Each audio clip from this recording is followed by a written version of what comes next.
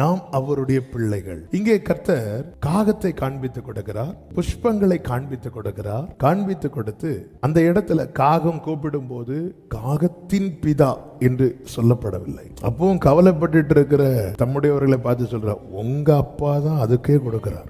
உங்க அப்பாவால இந்த காகம் வாழ்கிறது. அவரை அப்பா என்று அழைக்காதவைகளையே அவர் பிழைப்பூட்டுவார் என்றால், அவரை அப்பா என்று அழைக்கிற உரிமை பெற்ற அவருடையவர்களுக்கு அவர் செய்யாமல் இருப்பாரோ?